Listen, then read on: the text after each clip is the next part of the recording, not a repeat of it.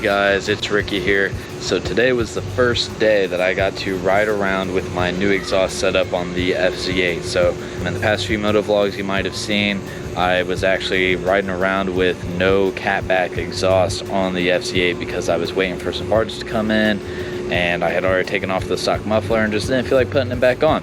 But I finally got all the parts I needed and I put together the exhaust, so that's what I'm going to show you here.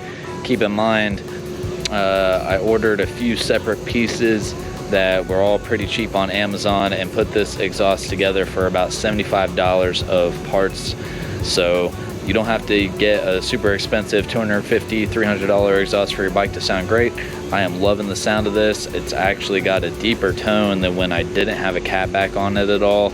But it's definitely mellowed out a lot, and I've got a lot of the mid-range torque back because I did noticeably have less like mid-range torque. It didn't really feel like it really wanted to pick up until like 10,000 RPM when I had no exhaust on there. And part of the reason I love this bike is that you don't have to downshift. You can just whip the throttle back and it's ready to go.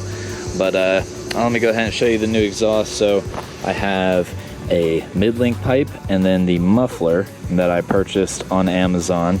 The mid-link pipe comes with its own clamp, but the OEM clamp that is down here that holds the OEM muffler, I went ahead and just reused that. So I have the mid-link pipe slid down onto the catalytic converter here. The OEM clamp I just reused to hold down the mid-link pipe, and then the muffler came with this clamp with a little rubber thing that goes around the metal bit here. The slip-on also came with 2 springs to hook it on to a pipe of any sort that also has these little clips here. And then I used the clamp that came, this clamp here that came with this mid-link pipe to go ahead and add a little extra rigidity to the system and hold down the slip-on. So the slip-on is clamped down, has these springs that are also holding it onto the mid-link pipe, and then this clamp up here. This clamp, this bracket was not able to fit into the OEM little spot right here. This is usually where the OEM's clamp would have a bolt going through. So I actually had to drill a hole through the rear footrest here and have it bolted on that way.